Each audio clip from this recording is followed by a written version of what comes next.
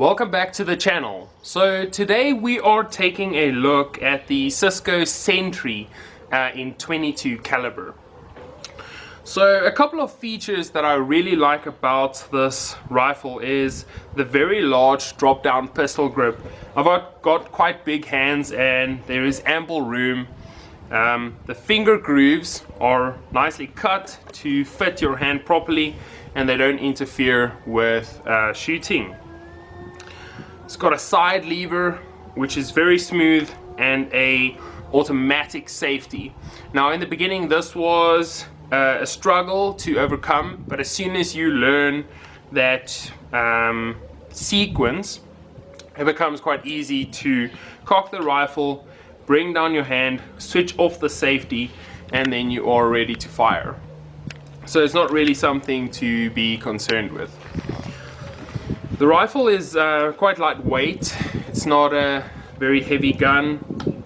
It's got beautiful wood on it. It's got an adjustable cheek piece, a rubberized recoil pad, which makes it nice and grippy in the shoulder, doesn't want to slip out. We also have this tactical forend where you can put Picatinny rails. We've also got two Picatinny rails up front if you want to mount a laser of some sort. Then it is directly in line with the bore, so it should give you minimal point of impact and point of aim difference with a laser compared to mounting on the side. But you do have Picatinny rails on the side which you can move backwards, so you can move it to where it suits you. You also have a Picatinny rail at the bottom where you can mount a bipod.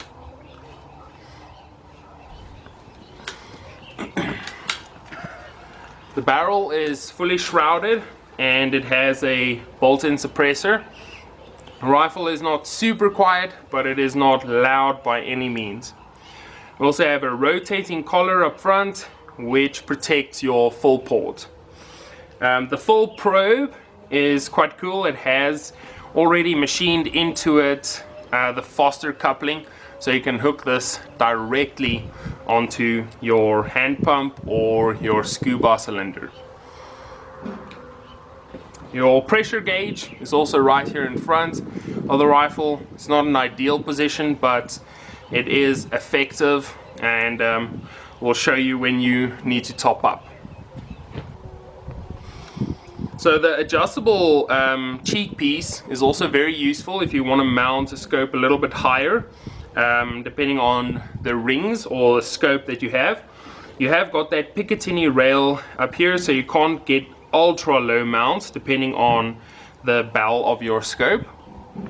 Talking about the scope, it's the Titanium Alpha, which is a 4:16 by 44, and it's got a side focus. This is a really nice scope.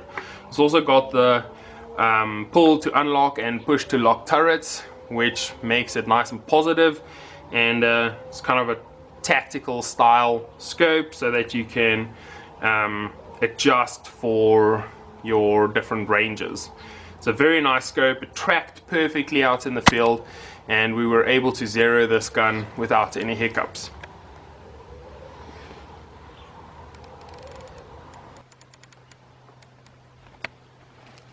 So let's talk about how this rifle performed. But before we do that, let's talk about the mags. These mags are extremely well built and they are very easy to load. They're 8 shots, and it's got a little window up here where you drop your first pellet in, and it's got 2 cutouts on either side.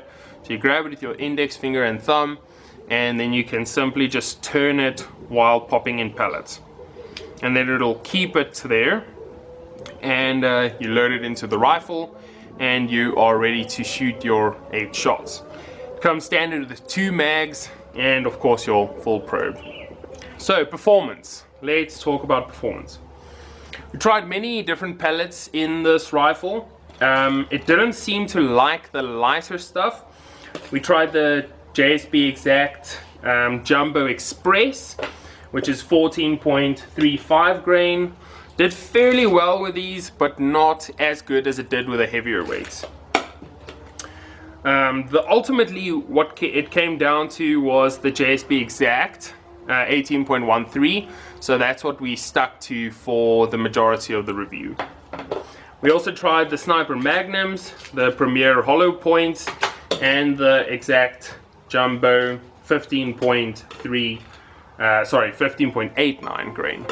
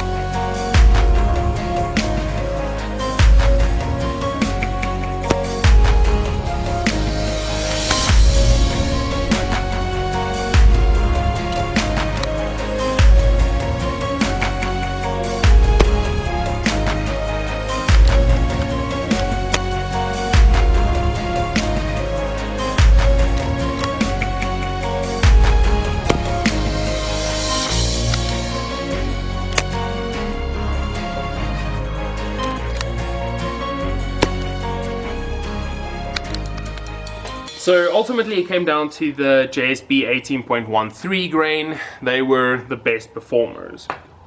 Let's talk about groups. So here we have a couple of groups we shot. Things to note, these groups were shot out in the field where the weather conditions are not always very favorable, but it did extremely well. So we'll start off with the 23 meter groupings. So we got a 5-shot, all of these are 5 shots, except one grouping was an 8-shot, this one over here, but that was at 50 meters, we'll get to it now. So the 23 meter groupings, JSB 18.13, 5 shots.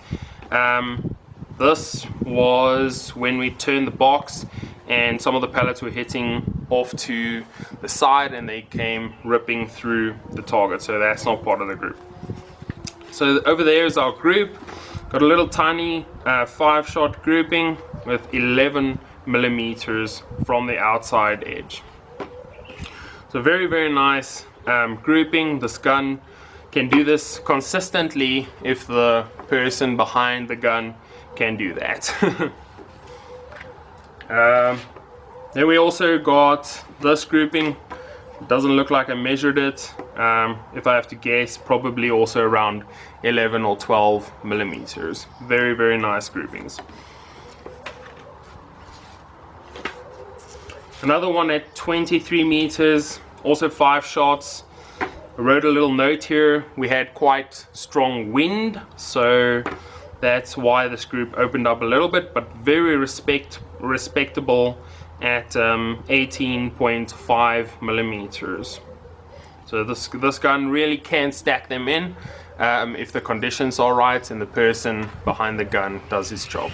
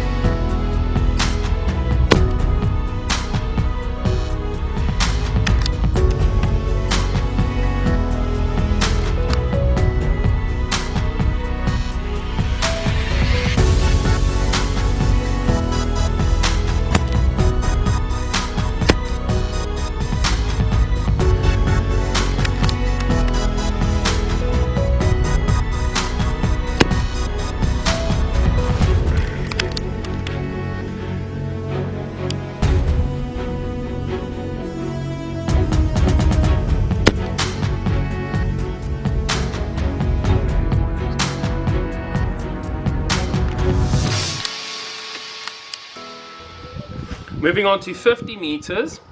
I was very surprised at how this gun performed at 50 meters. We also, with the JSB 18.13, we've got a 5-shot grouping at 21.5 millimeters. So an excellent grouping, and this is outdoors, out in an open field where there's not a lot of indication of what the wind is doing downrange, so it's very difficult to gauge where to hold and how to adjust for the wind.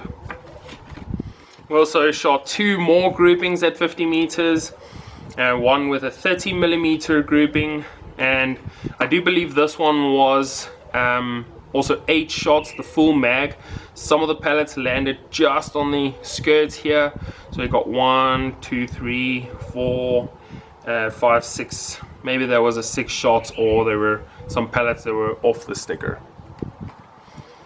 We also shot this guy over here, 50 meters, got a 24 millimeter grouping, and you can once again see that horizontal movement. That is due to wind. So if you look at the vertical spread, there is very minimal spread vertically, so the gun is very consistent in its velocities. However, the differentiating wind makes it a little difficult to stack them all in on one spot. But a very nice grouping coming in at 24 millimeters. So ultimately this gun performed extremely well. For the price, it is an excellent starter rifle. The little quirk with the automatic safety is something that you have to get used to, but is by no means a hindrance to the shooting. Right, so there we have it, guys. Thank you very much for watching. I really do appreciate it. I hope you have a lovely day further, and we'll talk to you soon. Cheers.